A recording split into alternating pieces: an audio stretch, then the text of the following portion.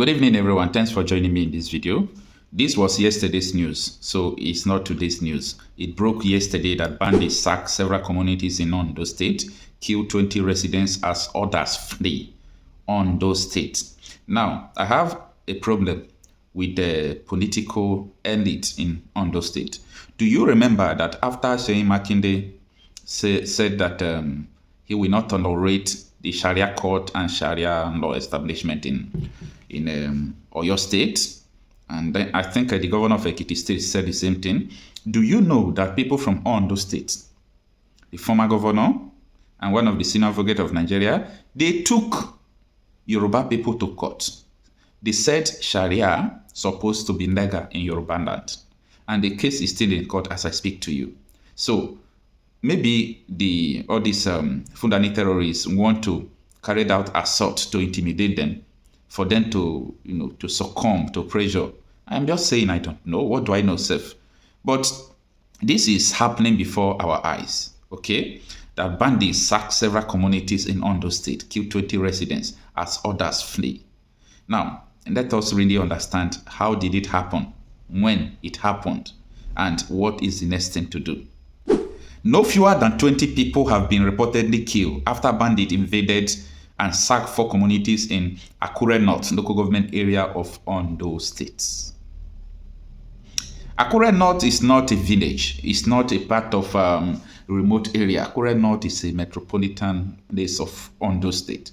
For Fulani terrorists called bandits to come and sack a place and kill 20 people that flee, meaning they have captured the place and meaning Ondo State is under siege.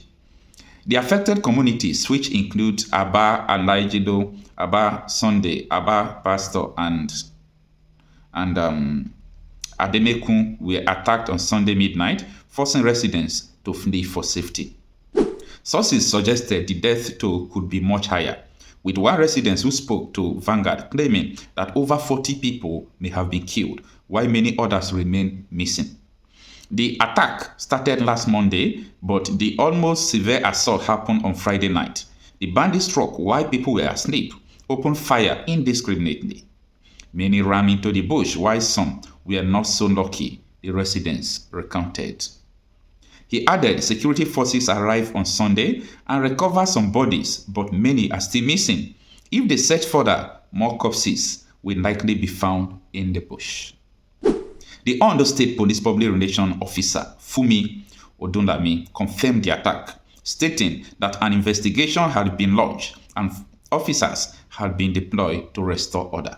Out of the article, investigation has been launched. Investigation has been launched. Nigerians, which investigation? What are you investigating?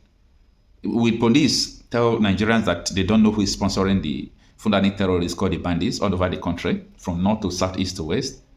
Which investigation has been launched? Who is giving them con? Investigation has been launched. Anyway, I don't have much to say in this video. Let us run down the article, okay? The Ondo State Police Public Relations Officer, Fumi Odundami, confirmed the attack, stating that an investigation has been launched and officers have been deployed to restore order. Okay, I've said that, and this is the exact statement of the police, okay? The matter was reported on Saturday that Aba Pastor community was attacked. The command immediately swung into action to ensure normalcy and to track down the perpetrators, she said. The regent of Ademoku community, Princess Adelowo Adeke Misola, revealed that 14 people were killed in her community alone.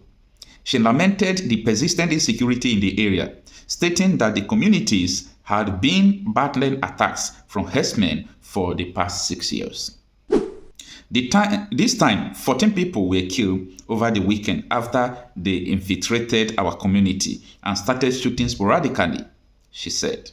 She called on the state government and security agencies to intervene urgently to protect the affected communities. This is the end of the article. So, this one still is Yoruba land. When are we going to learn our lessons? Because these things are not going to stop, okay? It's a promise.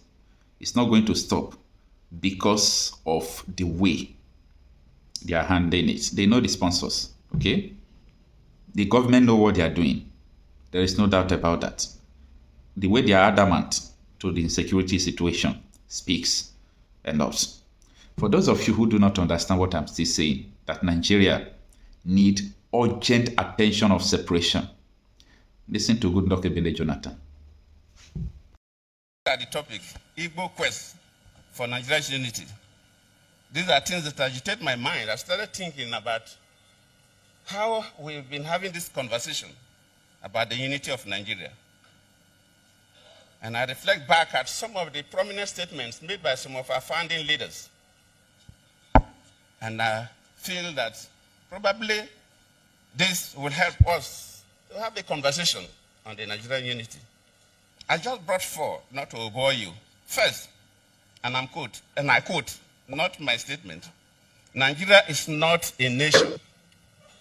It's a mere geographical expression. There are no Nigerians in the same sense as there are English, Welsh, or French. The word Nigerian is merely a distinctive appellation to distinguish those who live within the boundaries of Nigeria from those who do not. This is accredited to Chief Obafemi Awolowo, the former Prime Minister of the Western region.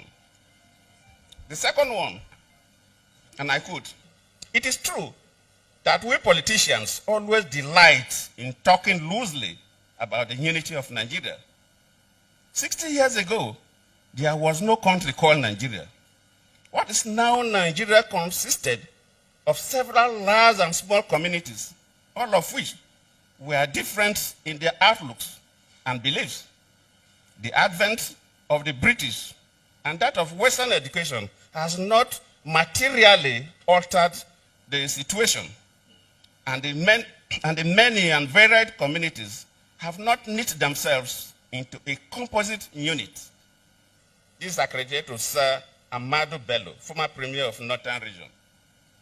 The third, and I quote, since 1914, the British government has been trying to make Nigeria into one country. But the Nigerian people themselves are historically different in their backgrounds, in their religious beliefs and customs, and do not show themselves any sign of willingness to unite. The Nigerian unity is only a British intention for the country. This is was said by Sir Abubakar Tafawa Balewa, the former Prime Minister. The fourth and the last, let me not bore you.